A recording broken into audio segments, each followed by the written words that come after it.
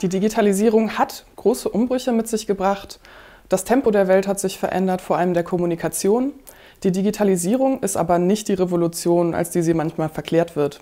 Es gibt immer noch große Kontinuitäten zu der Welt, wie sie vorher war, und wir sollten uns bemühen, die Digitalisierung nicht zu mystifizieren.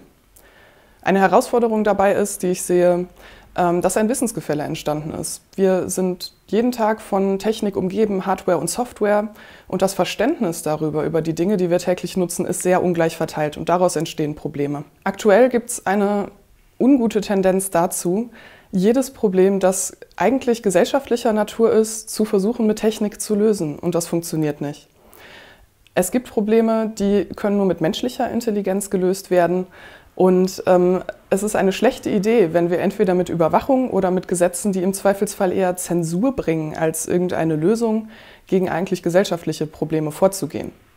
Ein Beispiel wäre Videoüberwachung. Es ist eine Lüge, die begegnet uns so oft im Alltag, dass viele Menschen schon angefangen haben, sie zu glauben. Aus Sicherheitsgründen würde ein Bereich Video überwacht. Es ist so, dass Verbrechen nicht verhindert werden. Was aber passiert, ist, dass negative Effekte entstehen. Jeder Mensch ist dieser Überwachung ausgesetzt. Wir wissen nicht, wo die Daten hingehen, ob die Daten sicher transportiert werden und ob die nicht irgendwann in den Händen einer vielleicht autoritären Regierung liegen und die uns die ganze Zeit über die Schulter schaut im öffentlichen Raum. Menschen meines Alters und noch älter kennen es noch, dass man ins Internet geht. Das kennen jüngere Menschen nicht mehr. Die sind ständig online, die ganze Zeit. Es gibt da einen viel intuitiveren Gebrauch der Technik. Allerdings ist auch da der Umgang damit ganz unterschiedlich. Ich glaube, es braucht Aufklärung. Das ist das Wissensgefälle, das ich eben meinte. Einerseits ältere Menschen, die tatsächlich weniger intuitiv mit der Technik umgehen, aber auch Jüngere, die vielleicht etwas unbefangen ihre Geräte handeln und die Plattformen handeln, die sie nutzen. Was uns erzählt wird, ist, wir wollen den Service verbessern, deshalb brauchen wir deine Daten.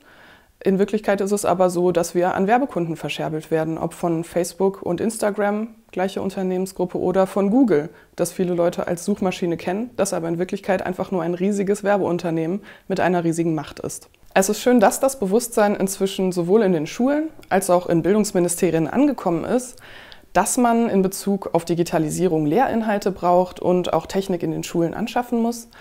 Allerdings ist die Anschaffung von Technik alleine gar nicht genug.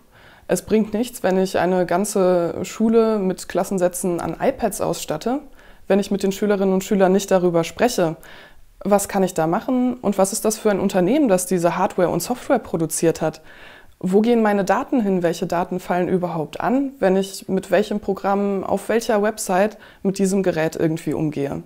Es wäre dringend nötig deshalb, dass auch Lehrerinnen und Lehrer qualifiziert werden, damit sie Schülerinnen und Schülern beibringen können, selber zu entscheiden, mündig zu entscheiden, was sie mit dieser Technik machen, mit der sie Tag für Tag quasi 24 Stunden umgehen.